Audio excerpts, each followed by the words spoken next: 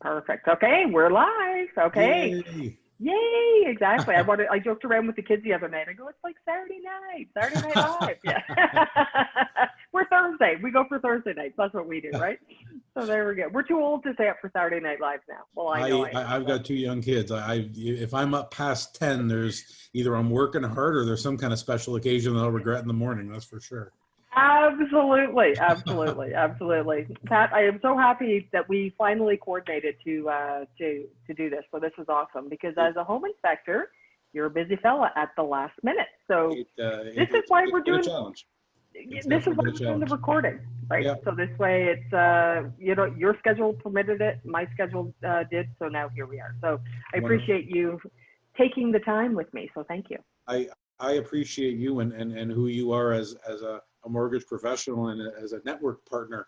There's nothing in this business like having those partnerships of people you can count on, and that's vital. So I feel like as much as COVID has been a huge challenge to the world, it's really become this a point where a lot of us have started doing this networking, holding these seminars, and as I feel like, the old expression is the chaos is a ladder. And I almost feel like in this case it is, because so many people are doing what we're doing right now. And it's to the benefit of everybody who's out there. I think we were hesitant to do these things before COVID struck, and now it's struck. And now this has become I hate using the term new normal, but this has become the new. But it really is, isn't it? Yeah, I know. I agree. And I think it's to the benefit of everybody who's getting to be a part of this audience, both on your end and on my end. And I think it's wonderful to just impart that knowledge and to really get that partnership promotion and showing everybody how we benefit from each other's. And I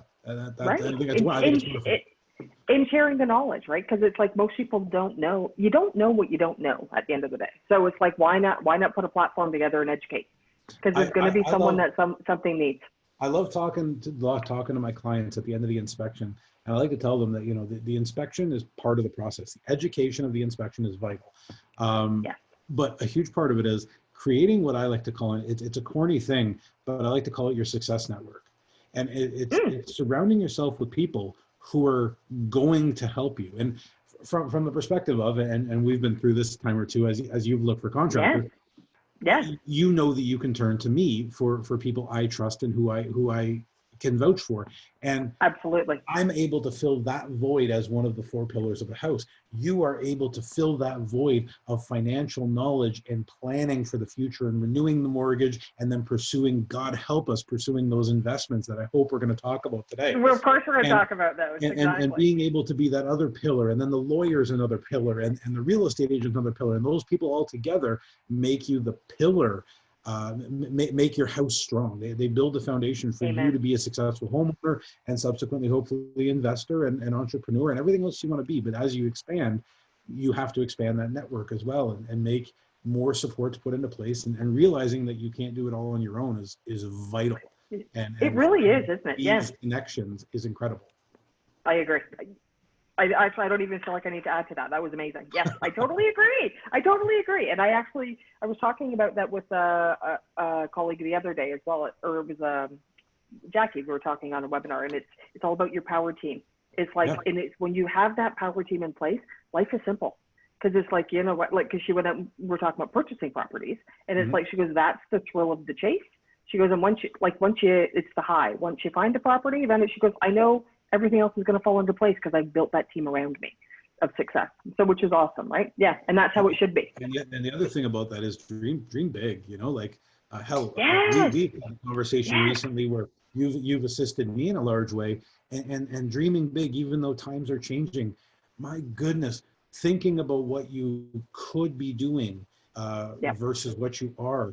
There's nothing wrong with reaching for something that's beyond what you thought you were capable of if you, like you say, surround yourself with those people that can help you get there. And that's absolutely, it's like-minded, right? Yeah. It's amazing what you could achieve in life if you just dream big and surround yourself with the right people. It's amazing. Right.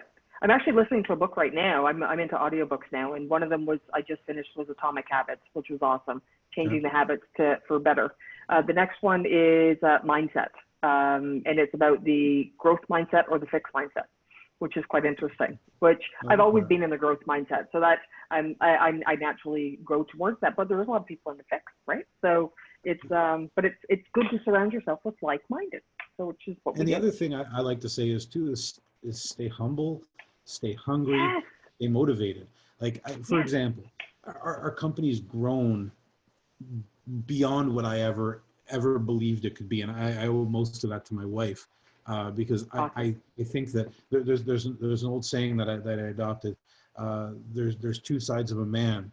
There's the king and the fool, and a queen will speak to the king in you and not the fool, and that is where the king really comes Amazing. from. And without her, we wouldn't be where we are. And she's our administrator today. She takes care of all the calls. She takes care of it. She's pretty much the boss. In fact, I think she Yes. co-owns the company at this point. I'm pretty sure I work for her at this point. Anyway, Probably, right? she also manages our Partnership. investment properties as well. And all of this that we have is a combination of me being out there and being a reasonably good home inspector. I mean, I don't like to think I'm the best or any of that garbage. I just You're treat all it about every day education, which I so appreciate, because we've done that together on my investment properties. Yes, Yep. yes. Yep, And it's amazing. literally, it's the concept of, if you rest on your laurels and your achievements, and we've accomplished a lot of achievements. If you rest on those laurels, somebody else behind you is now hustling harder, is more motivated, and is hungrier than you. Stay hungry. Absolutely. Stay hungry, Yes. stay humble, Yes. and keep Keep striving. going. Yes. What I love to say is, and I'm probably going way on, but I'm going to do that. Hey, that's awesome. That's awesome. Keep talking as we go. I always like to say that we earn a lot of rewards, we earn a lot of reviews, and we're one of the most highly reviewed home inspection companies in Ontario at this point. We're at, I think we're just around 175-star Google reviews, and we've won awards year after year, and it's incredible. And that's awesome. I tell everybody who gets hold of us and talks to us about those reviews and awards, we're going to continue to strive to be worthy of them, because I think the day I feel like I am worthy of them is the day I stop trying. And I don't want to do that. Right. And I completely agree. It's like, this is where you're self-made, and you built your business with your clients and such. And it's like, you want to keep that going. It's relationships. And we're in it for the long haul. Yeah, 110%. Yeah. Yeah. And and really, when you think about it, as a home inspector, like you're with the client for 3 to 4 hours. So to have that many Google reviews and that type of following, and that's huge. So you make a strong impact in a short amount of time. That's awesome. There's your mistake though. See, people believe that we spend 2 to 3 hours together and that's it. Gail, we met, about 3-4 years ago now? Yeah. Let's call it that. Yeah. I can't remember when it was, but I remember your face. Yeah, it's about that. Yeah, it's about that. Since then, our interactions have continued. And here's one of the things that I tell people after the inspection: I don't go anywhere.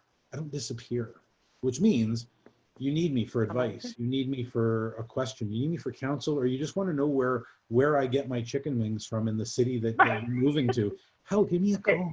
There's nothing like that in the world. We talk about, I look at your curries that you always post. I know. I'm like, that looks good. Yeah. I've got a neighbor across the road, and again, chaos is a ladder. My neighbor, he lives across the court from me, and he lost his job, and he decided. He said, "You know what, Pat?" And we're sitting out there one day. He said, "You know what, Pat? Now's my time." I said, "Time for what?" And he says, "To do what I always wanted to do. I always wanted to start a restaurant."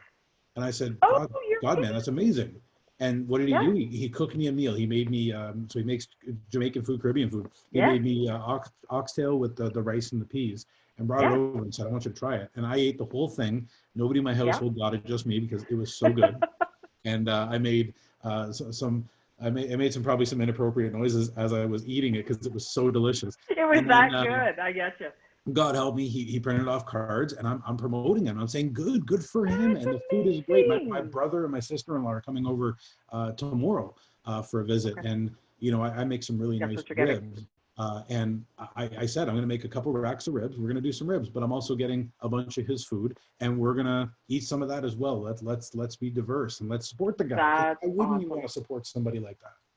Absolutely. You know what? That's amazing. And I know that's who you are. So I think that's awesome. And that comes back to you. What you put out is what you get, Karma. right? I If was I you, was explaining that to my yeah, kids today about karma and yeah, doing the right thing. yeah, We were just talking about yeah. that.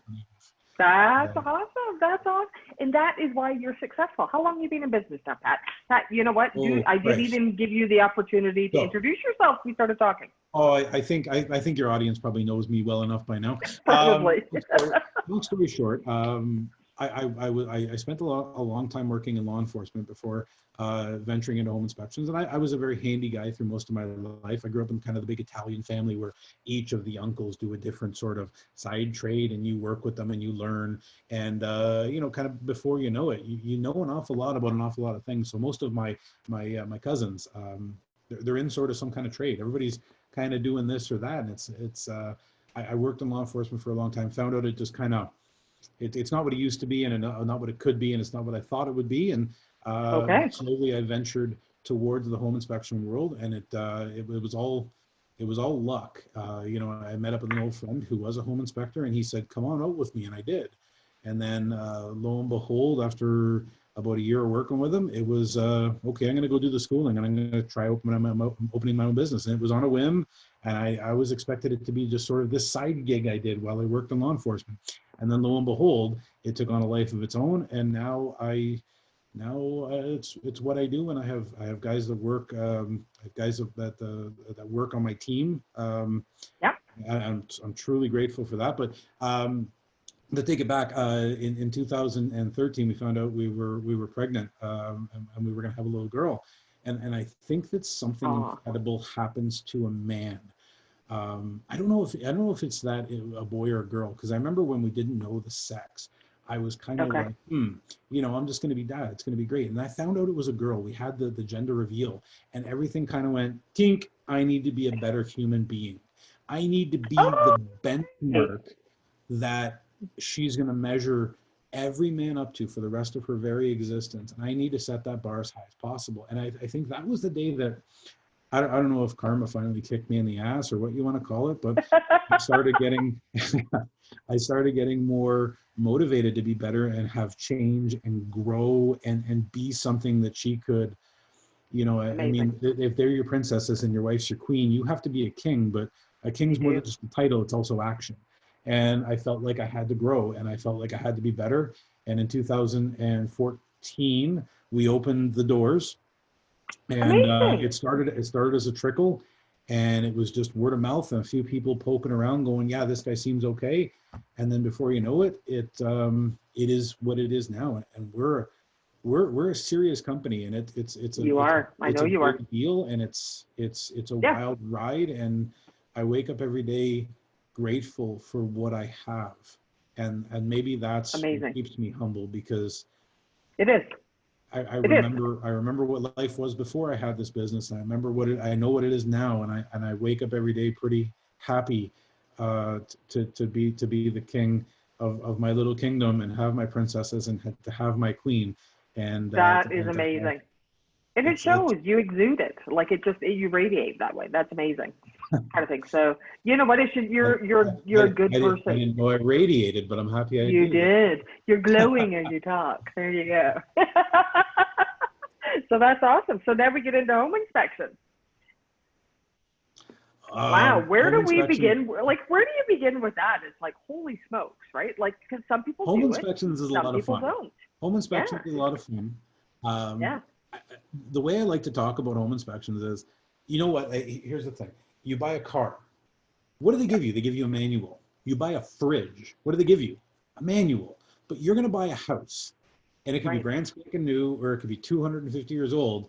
They don't give you a manual, and you're just in the house Nothing. going, "All right, so it's nice in here. This seems cool." And to Who me, knows what's behind those walls, right? well, Like, good see, lord. that's my whole point. And Yes, now, I also have a different philosophy on home inspections than I think a lot of love people it. do. So my philosophy is this, it stems back to me getting home inspections before I was a home inspector, going, you know, I wasn't really part of this process, and Okay. it felt weird. I don't feel like I have a full understanding. So when I got into it, I thought to myself, you know what? It should be more than just going through a house and finding problems. It should be about teaching. So I like to think about home inspections, and my team likes to think about home inspections like a crash course in home ownership. This Amazing. is now your Amazing. 2 to 3 hour class for everything you Yes. need to know about the house. I want to make sure by the time you leave, you are as well educated and well prepared of a homeowner as I can make you. But as part of that, people have to understand that you're going to come and stand next to me. Come and stand next to me while I remove breaker panels, while I open up furnaces. Let me tell you how it works. Let me Yes. teach you about it and what you need to know that you probably don't know yet.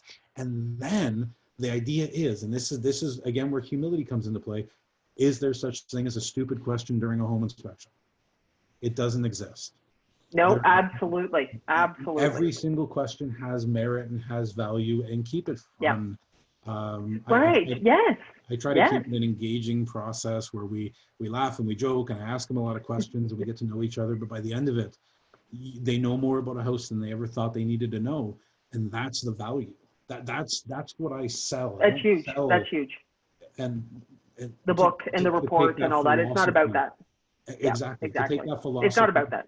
Yeah. And that's why people sing our praises, because of our philosophy. It's not anything special that we do. It's just how we view the process. And that's I like to also think that, and maybe this is the egotistical side of me, but I like to think of myself as an ambassador to our industry. Because here's the thing, understand that in essence, you could start Gail Sylvester Home Inspections tomorrow and nobody's going to stop you.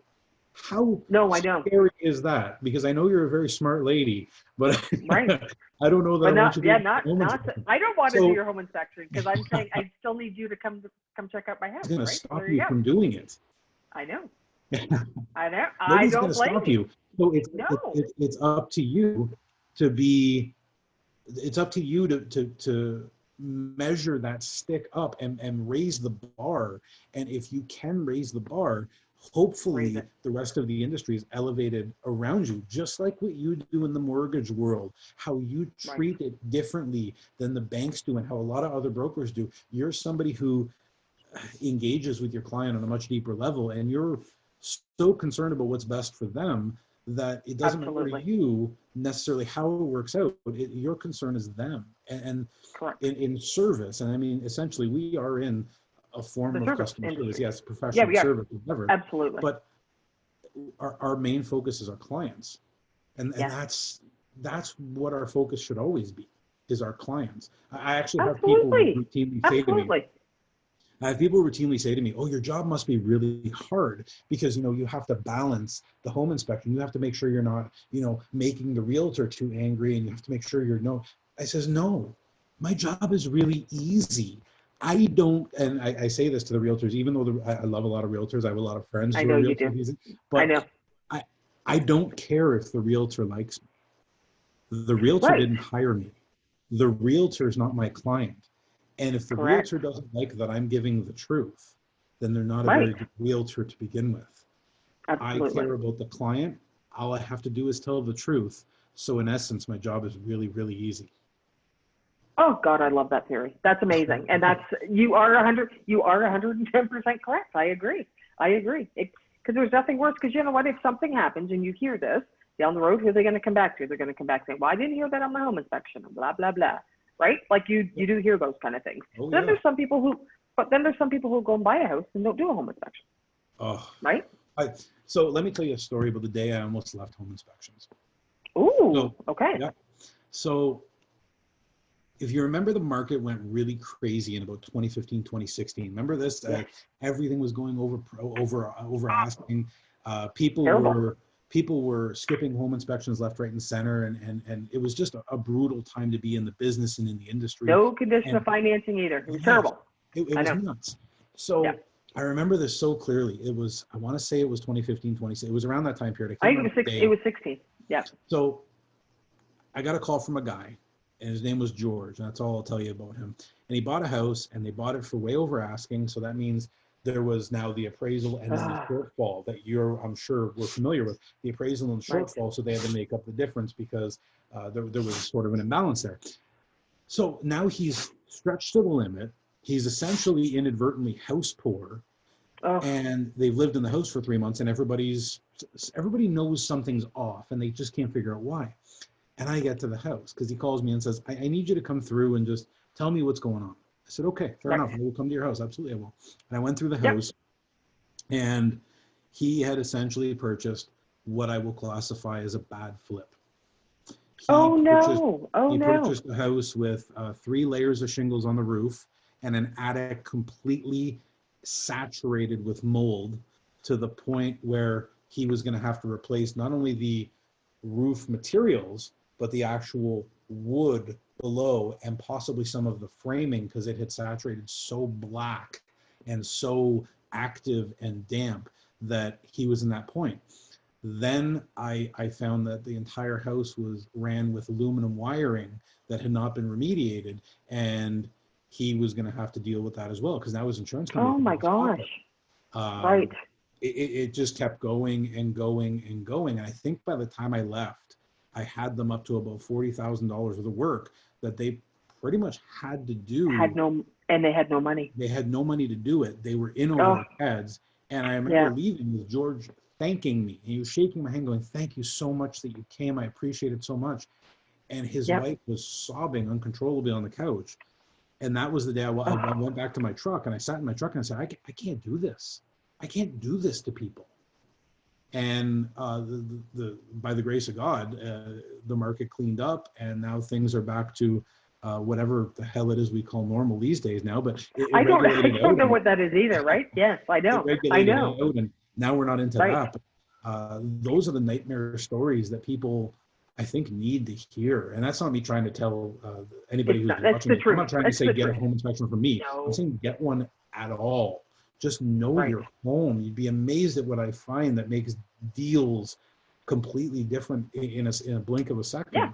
And I mean, I'm not happy when I find them because that's not a good thing, but it's nothing. Well, no, but would you rather find it now or find it then, right? Because this is where you can negotiate price. This is where you can change things. As you know, I can build improvements into mortgages. Yep. So there's different things, right? There's different ways around it. And we know knob and tube is a big issue when we talk about wiring. Knob and tube. So how many people in your audience right now do you think know what knob and tube is? Knob and tube is probably 5%. Knob and tube is an old wiring. Watch this. Okay. Watch this. Let's have a look at this right here. This is our knob and tube. Yep. Now, do you see exactly why they call it knob and tube?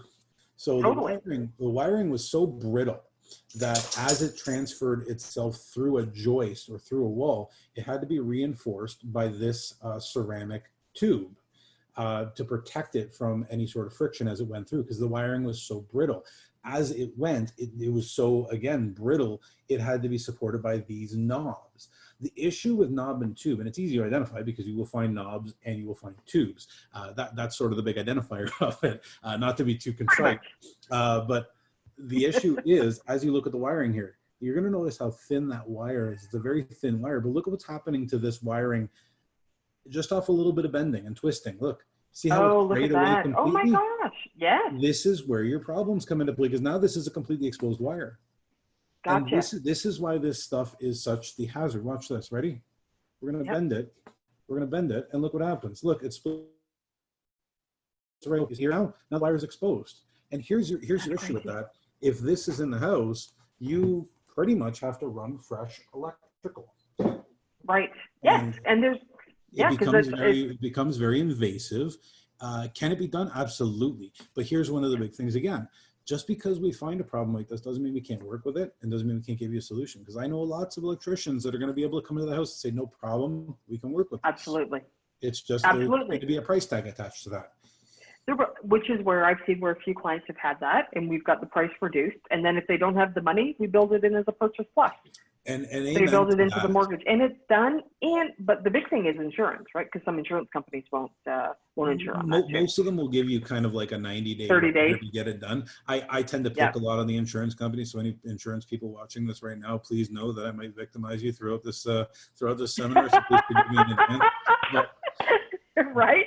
Most of the issues you run into with homes are not as much about safety. I mean, that is in its own way, but most of the issues you get into a home are not necessarily about safety. They're about the insurance companies getting their knickers in a knot because because of an algorithm that says, well, now it's a bit more concerning.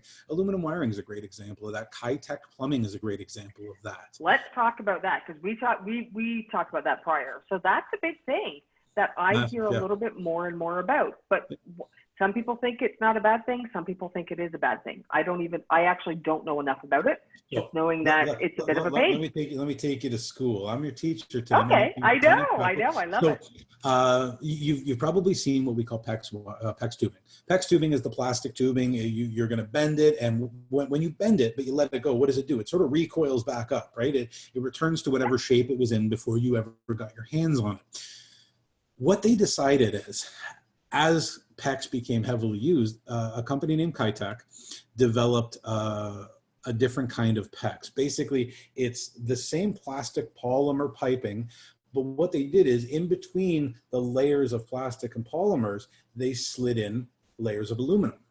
Why would you do that? Well, now, as the guy doing the install, if I were to bend myself a 90-degree angle, it stays 90 degrees. I don't have to support it at both ends. It's just, there it is. Here's the problem. At any point during the compression process, because where the piping connects with joints, there's usually a compression ring that holds it into place. That compression fitting can react. It causes a galvanic corrosion, basically, like effect, that can cause the fitting to release. And that means the fitting's been released, and now the pipe has nothing securing on, which means it pops. That can happen anywhere in your house. Now, here's kind of that's sort of the negative of it. Now, here's the reality of it. And I don't want to sort of put it out there too hard so that any plumbers get mad at me. But the reality is, this is kind of a case where you're gonna push everybody's button. That's awesome. That's awesome. On a lot of people's toes. So this was a case where Kitech was a small plumbing company, so their budget, their legal sort of threshold was pretty small, and the problem was, there was a whole recall that occurred out of some factories where this was deficient. And because of that, there was some massive class action that came on. And as it expanded, they basically got out lawyered. And as much as this was kind of reduced to a couple of factories and one big recall, it happened in so many different places that they couldn't pinpoint it to one specific spot or one specific factory, and then it got branded or sort of whitewashed, the idea that all Kitech is bad and could fail. Now, here's the reality.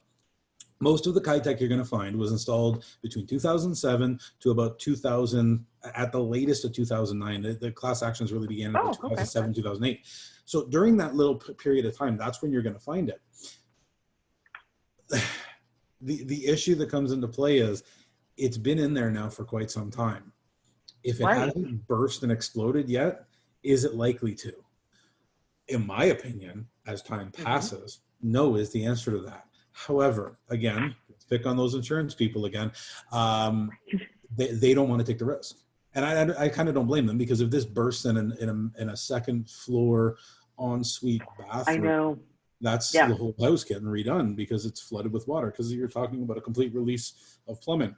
What it becomes is, now the plumber comes in and basically has to replumb the house. So they cut little 16 by 16 holes all throughout the house, and they pull all of that stuff and disconnect it and rerun fresh PEX all the way through and reconnect it all.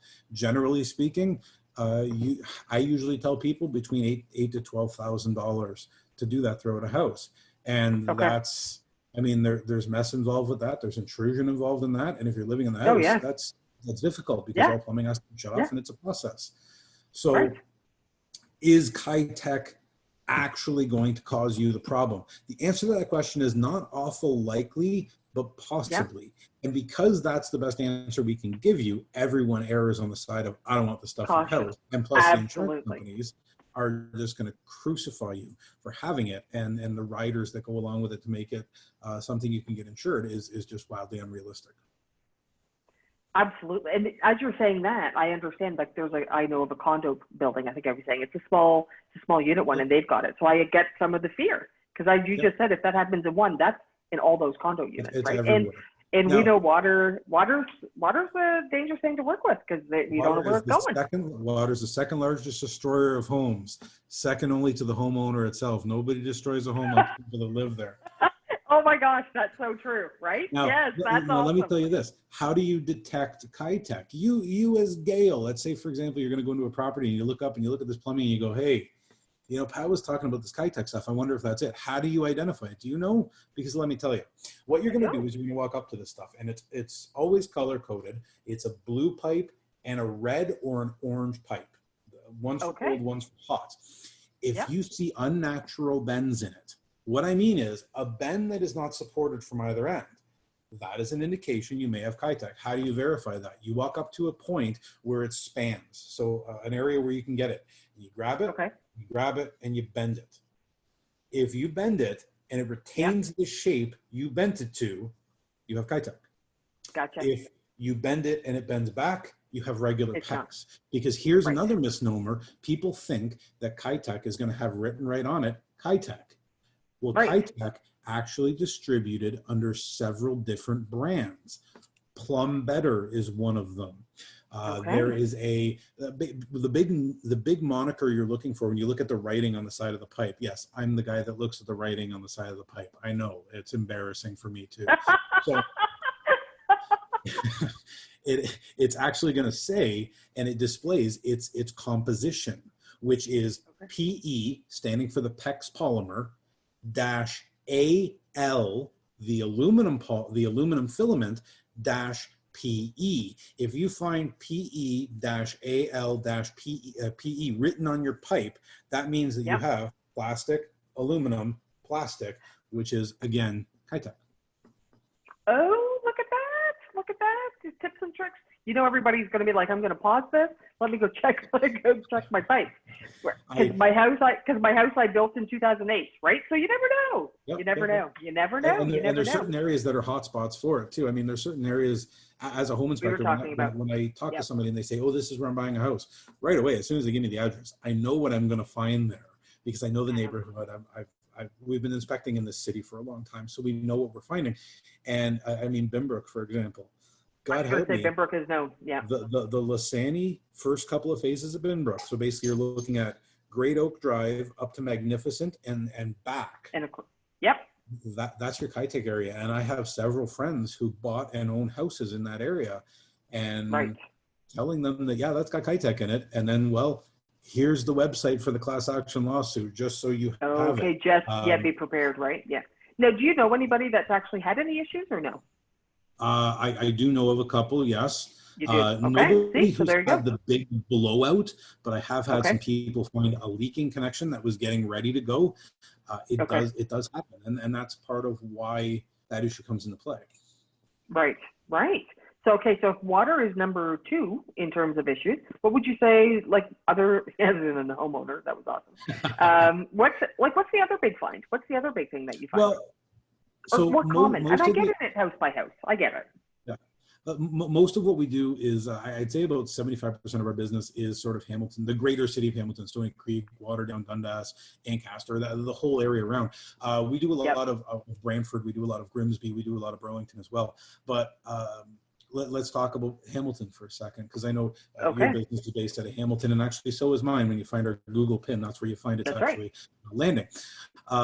Hamilton is an old city. Yes. And what are we going to find in a house that was built between 1920 and 1985? That is a long span of time. That's a big span. That is 65 years. What are we going to find in almost every single house built in that time period? And that was the time period of Hamilton's large boom. Well, let me show you. Wow. Let me show you. So you're going to get this stuff right here. I'm going to hold it up as close to the camera as I can. Now, I live in a newer house, so my wife hates that I have this here, but this is that big, terrifying A word that we all know and love. Go ahead, Gail. We're not talking about the A word, are we? The asbestos. Right, that is when that is kryptonite to lenders. They will not lend with it as soon as you say asbestos. So this is your asbestos. Let's talk about that. Okay. Now, what I like to do is I like to give people the asbestos speech from here on out. So please indulge me for just a moment. What is asbestos at its core? Asbestos is a mineral. It's mined from the earth, and it's been used for a very, very long time. But in around the 20s, they started to mill it in factories and use it into a variety of different products. And what they found was that this material here is completely fireproof. What I mean is, let's say, for example, we light a bonfire, and I take these and I toss them in the middle of that bonfire. What's going to happen? Okay. Absolutely nothing. Right. Okay. This does not get affected by that. It might get blackened, but that's about it. So they thought to themselves during this time period, hey, this stuff is great. Let's put it on everything, because then things are fireproof. And you think to yourself, that sounds like a great idea. Right. Until you start figuring out that this stuff is a problem. Why is it a problem? Good question, Gail. This is why everybody should listen. This is why we work together. Why is it a problem? Well, at its most microscopic level, an asbestos fiber looks similar to a fishing barb. You breathe it in, and it's a heavy mineral, and it sinks down to the bottom of your lungs, and it sinks into the base of your lungs, and it spears into your pleural lining. When it does that, that spearing can cause an agitation that can trigger lung cancer development. The collective exposure to this leads to mesothelioma, painful breathing, all part of a collective condition known as asbestosis, which is the exposure to these fibers and subsequent negative side effects. Now that everybody's properly terrified, please don't hit pause, because the good news is about to come. So, what if I told you that 95% of people diagnosed with asbestosis are involved in one of the 5 following fields of employment? The mining, milling, manufacturing, application, or removal of, say it with me, Gail, asbestos. Direct day-to-day contact. Right. So, what about the remaining 5%? Again, very astute question. This is why you're the numbers lady. It's like you're like reading my mind. 5%, the remaining 5% is almost entirely made up of the following 3 professions. So we had 95 going into these 5 professions. The remaining 5% of that 95 is almost entirely made up of the following 3 professions. First of all, home renovators, guys like me. Because you know what, I may be handy, but I'm not all that bright sometimes, and I'm pretty macho. So guess what I don't like wearing when I smash open a wall?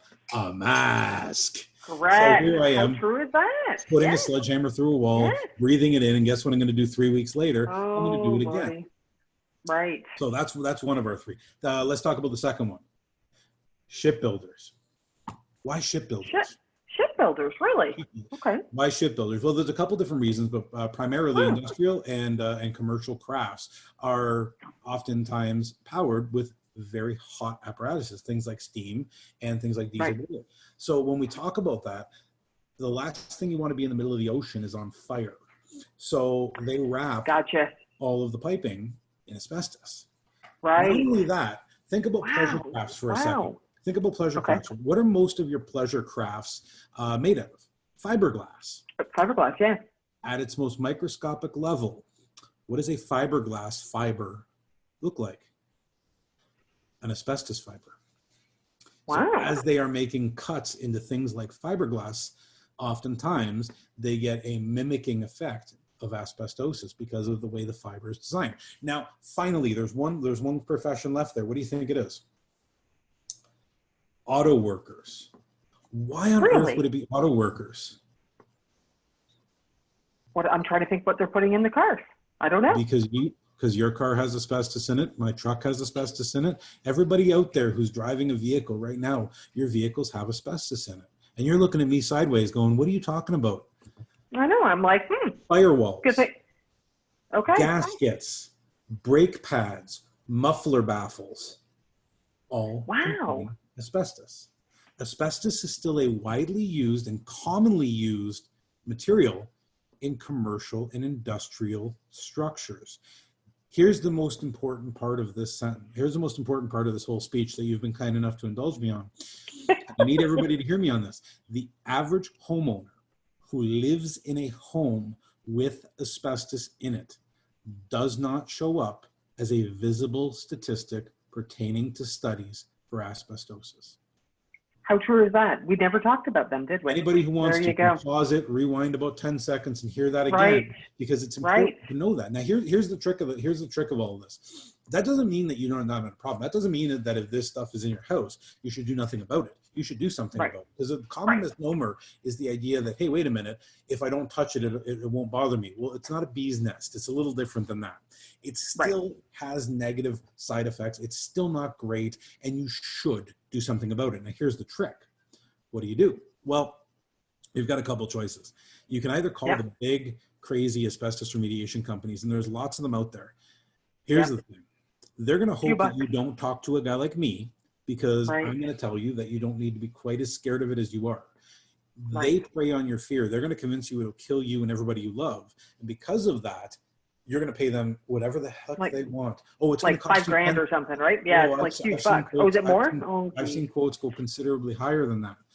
Wow. Or you can find out from me who I would use. And I have some guys that deal with it properly, certified, that do it for reasonable prices. And usually they're not remediation and environmental companies. Usually they're more in relation to restoration companies, people who have gotcha.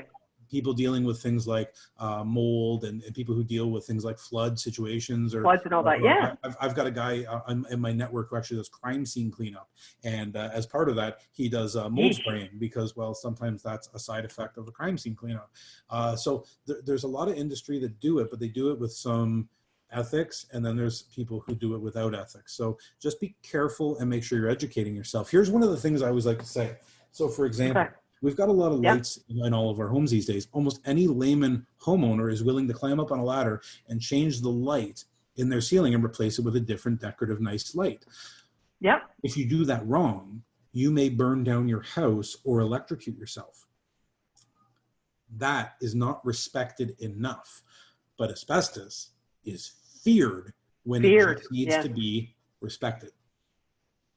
Well said. Well said. Wow, what an education piece. Because I know of a client who had some at their heat registers, right? Yep. And it's like, okay, if you got that minimal amount and you don't see it anywhere else, there is ways that you can do that yourself. Is that right? You do a process called encapsulation, and encapsulation is quite simple. And so I like to personify encapsulation like this. Here's my cell phone with my McDonald's stickers on the back. Here's my cell phone. Get your coffee. Let's pretend, for example, my cell phone is an asbestos fiber. Okay? Right. This is now terrifying to us. Watch this. I'm going to open up this drawer. I'm going to put it inside this drawer, and I'm going to seal it up. Right. How terrified are we of that fiber now? We're not, because it's been locked away. It's been shielded. It's been encapsulated. And if you do that to the fiber, it still exists. It's still there, but it is now no longer a harm to you. Amazing.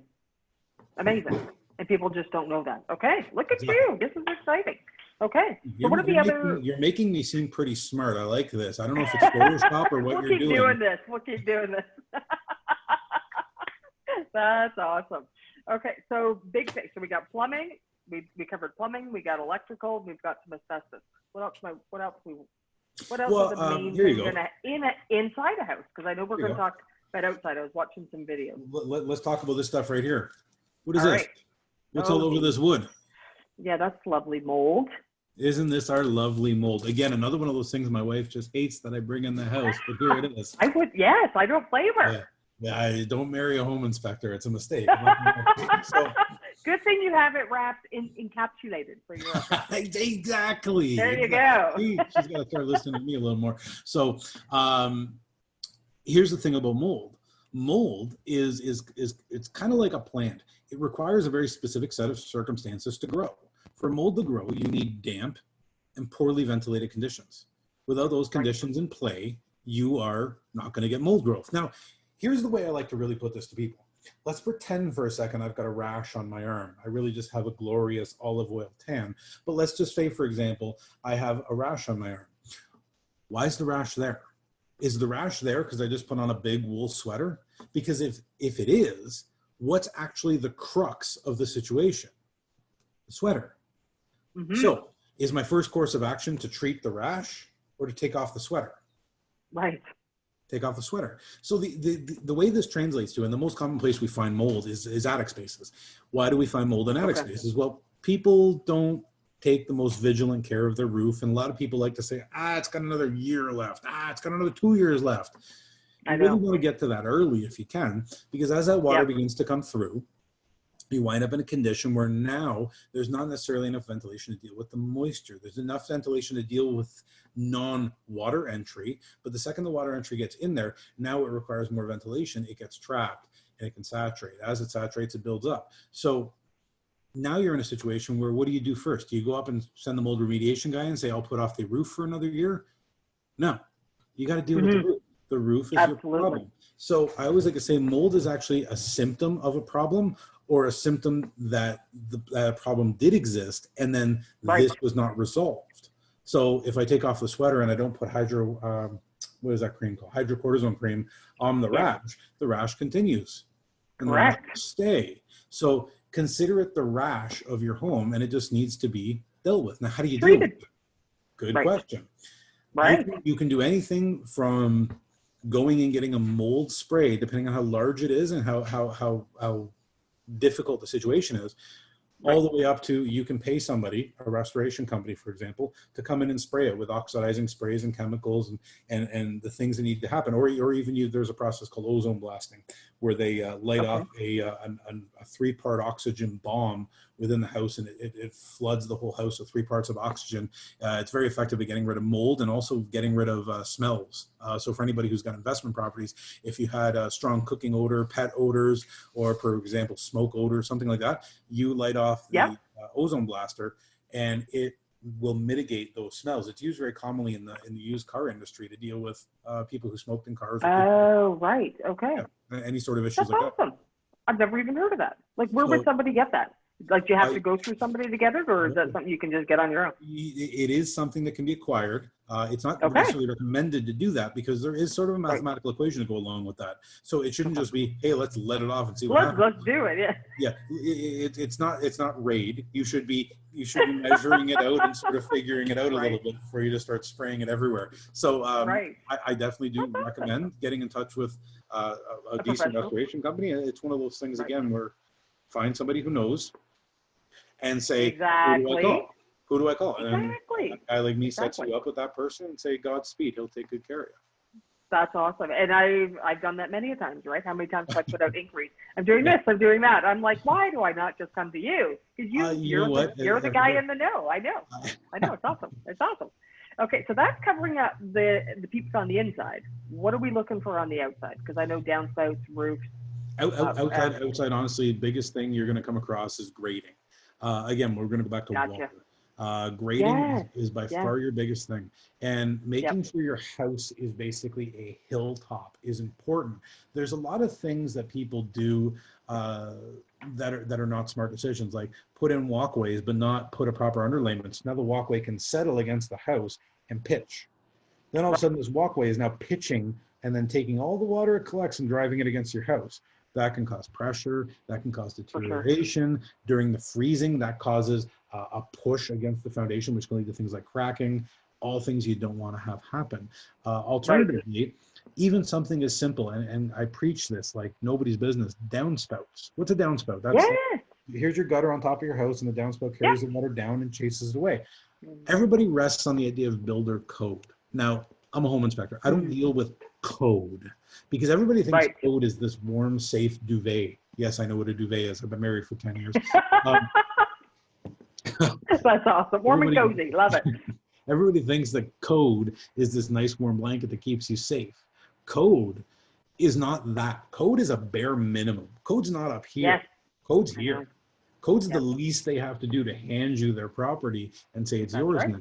So, for example, most houses you're going to go to, and I bet you people who are watching this are going to look outside after I say this. A lot of people have the downspouts, and the downspout just comes down, and it just sort of angles out maybe a couple inches and then drops the water.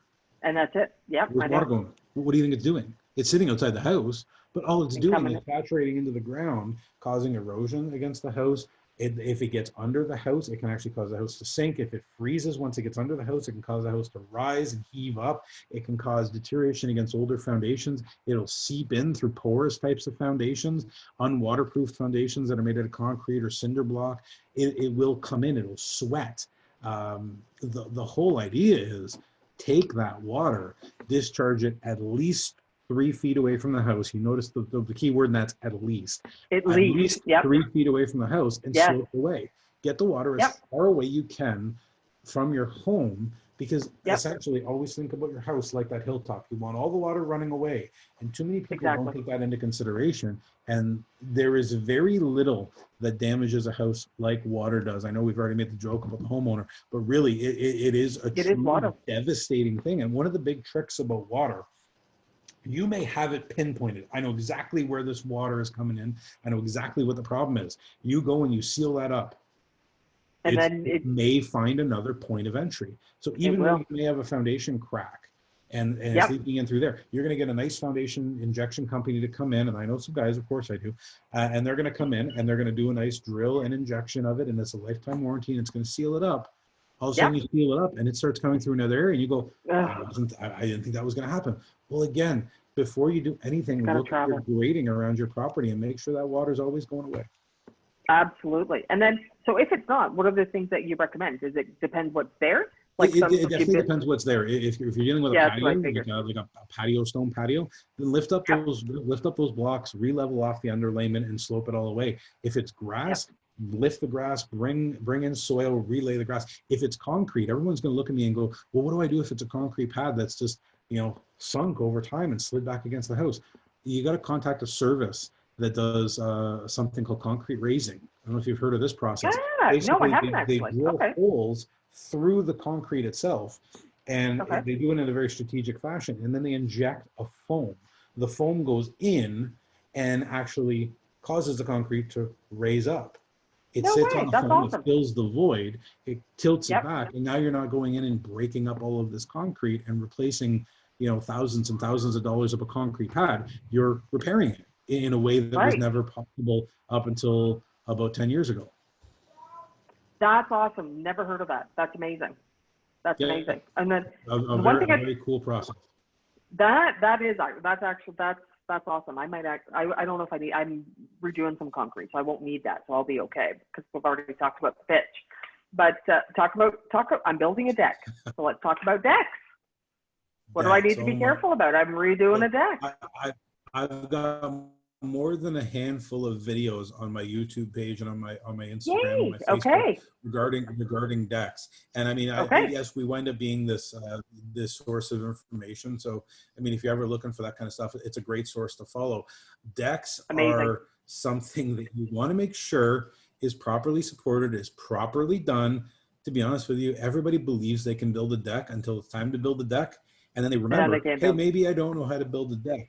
How do you ledge it? How do you support it? A lot of people are getting into things called helical pliers, which are a large metal screw that's spin into the ground. And there's a lot of building code issues surrounding those, as opposed to things like sunken posts or sonotubes with saddles. Making sure you're designing it for its proper use. And then here's another thing. You can't just pop a hot tub on a deck. That requires a lot of extra support. Oftentimes I find these hot tubs on a completely unsupported deck, and you're looking at this going like, this is thousands of pounds sitting on a deck that was never designed to support it. So making sure you design the deck appropriately from the very onset is vital. And here's the other big thing I like to say about decks, because this is where a lot of people screw up. Stairs. Why are stairs important?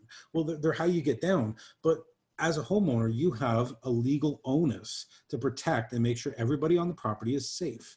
So what does that mean in regards to stairs? Anytime you have a stairs system of 2 to 3 steps, you should have a handrail. If somebody falls, let's say, for example, you invite your home inspector over, we have a couple too many Coronas because it is a summertime beer. And let's say, for example, I have a trip and I have a fall. If there's 3 or 4 steps there and you don't have a railing and I break my ankle and I can't make it to work on Monday, who could be deemed responsible? Liability is massive, and it's something people don't consider. Exactly. Which is because it doesn't look nice, or it doesn't fit the decor, right? But they don't realize what's attached to it. Guardrails is another one. I mean, again, we get into building code. Building code says that unless you're 30 inches up, you don't need a guardrail. So if I've got 27 inches of a rise on a deck, it can just drop off completely, and that's acceptable. And I think to myself, who gets hurt at your property? It's not you. You're young and able-bodied.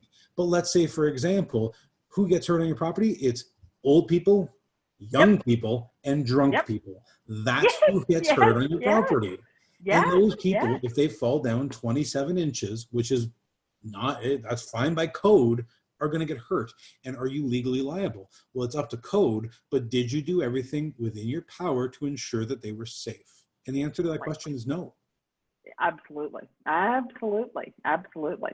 So what would you say would, well, besides calling you to come and do the home inspection, of course, kind of thing. So like, what would be like, if a client of yours was to have one takeaway kind of thing from like one of the biggest things that they should know about a home, what would you say that is?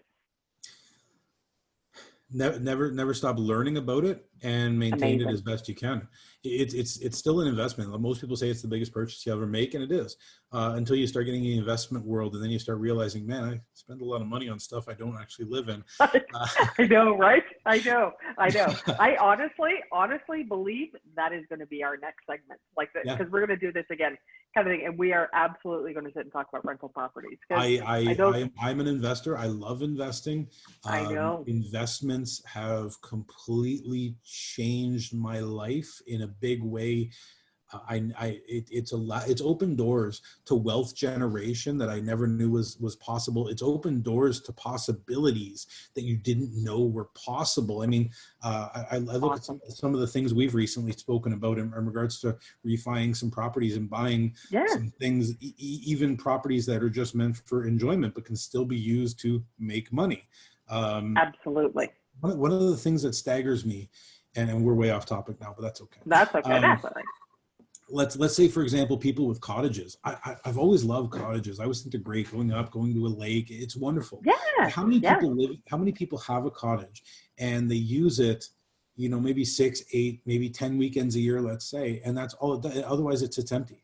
What if you have that property and you have it up for rent, and you have a property management company that goes in? Now it's making you $1,000 a week, maybe $2,000 a week.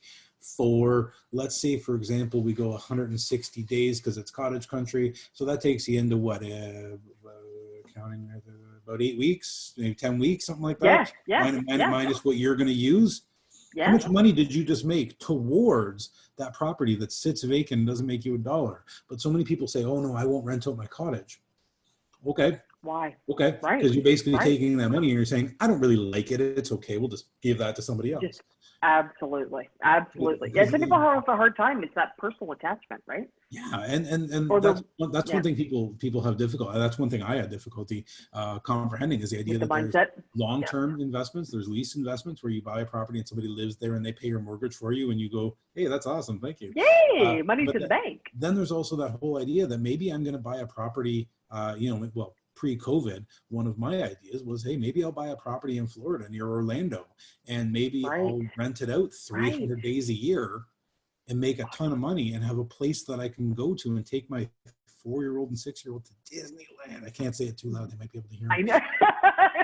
Yeah, don't do that. Yeah, because you won't be able to do that for a long time. No, exactly. Like, these are possibilities that are real, and when you start exploring them, you realize how within grasp they are. And that's when we talked earlier about dreaming big. You know what, it's so funny, I was just about to say, we literally just went full circle. That's awesome. How we started and how we're wrapping up, that's amazing. But it is, right? It's like, it is dream big. It's like, don't limit yourself, because you just don't know. And it's finding out what your options are. And if you don't know what your options are, that's where you stop. It's like, just got to, that's where I love, you got to work with somebody outside the box. That is, I say that to people, because the idea is, and this is where I think people who are listening and are thinking to themselves, why should I pick Gale over all the other mortgage companies? Well, here's the problem. Most people decide, I'm going to get a mortgage, so I'll go where? I go to my bank. And the bank take your finances and they put it into their box and their box and their algorithm, and they pump you out a number and say, okay, this is what you get. But you, young lady, are the person who says, I'm going to take your finances and I'm going to find you the box that fits best for you and what you want. And then as that expands, you start learning about things like B lenders, credit unions, private money. Oh, it sounds so scary, folks, until you start venturing down it, and then you turn into Mr. Burns and you're just doing this. Ooh, this is fun. Right? How sure is that. But that is the biggest shift for people is coming from the A lending space, like the regular lending, Yep. and when, especially with investment properties, Yep. and when we got to do the flip into the alternate kind of thing. It's a hard mind shift. But when you realize it's not your money, somebody else is paying it down, and Yep. you're still appreciating in value.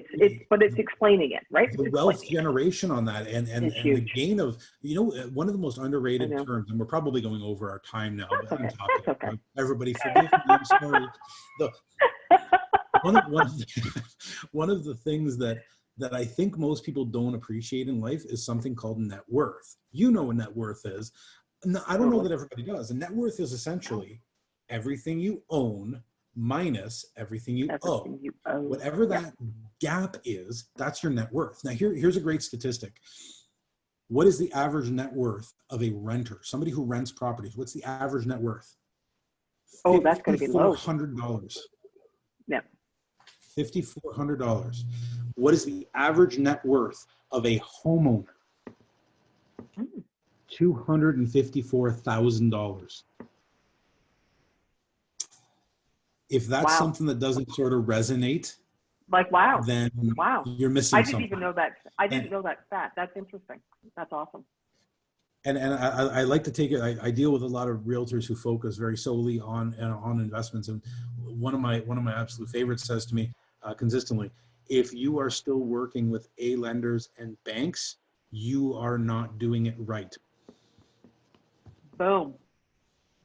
Tell me I'm wrong, Gail, because I don't think There you go. There you go. No, it's amazing how much more you can get. Absolutely. Kind of thing. I think you max out on A, and then you go to B, and then you keep going. Yep. Yeah, absolutely. If we ever do this again, exciting. My suggestion is we if will. we're going to do this again, and we're going to venture away from home inspections, what we're going to do is something along the investment market. I'm going to have to bring my wife in, because I'm not going to lie to you. The queen of the kingdom sort of runs the kingdom. I'm man enough that I can say that. That's awesome. If you start asking me questions about, what are your properties worth and how many do you have, I might go, I'm genuinely not sure. That is amazing teamwork. That is such amazing teamwork. That's awesome. You find them together, you fix them, and she runs them. That's fantastic. I think that's exciting. Well, let me tell you a little story that's going to embarrass her, and she's actually looking at me right now, so I know this. Like, don't you dare!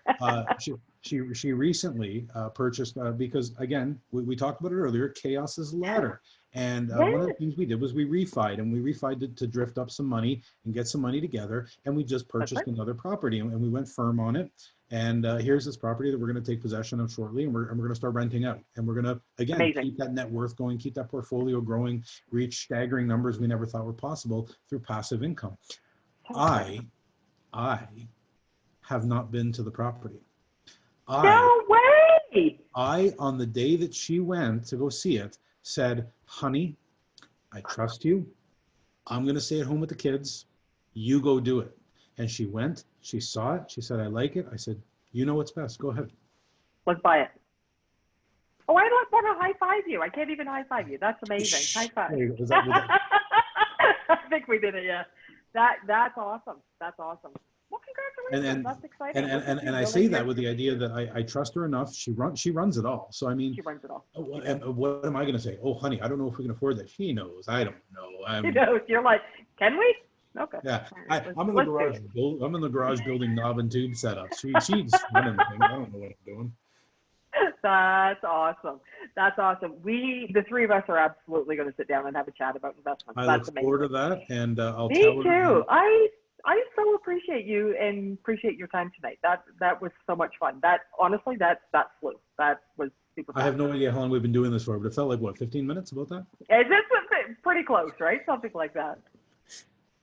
That's awesome. Pat, thank you as always. It's been my pleasure. Thank you for being you, and for those that are listening to this. This lady is everything you need to be associating yourself with, and it can and will open your world and your eyes up to things that you didn't know were possible if you are just brave enough to listen to her and trust her. Amazing. Thank you. That was lovely. Thank you. And then we call you and you get it all set, and you set it straight. So that's good. That You breaks and my you heart protect when it, and you when I protect find all it. the bad stuff behind me in the house. Oh my gosh, awesome! All right, Pat, honey, kind of thing. Enjoy your night, my friend, and actually we'll chat. Actually, I'll chat with you tomorrow. Excellent. It's been a pleasure Okay, to talk good. to you again. Okay, You yeah, take care of yourself. nice talking to you too, honey. Okay, talk to you Sure. later. Okay, bye.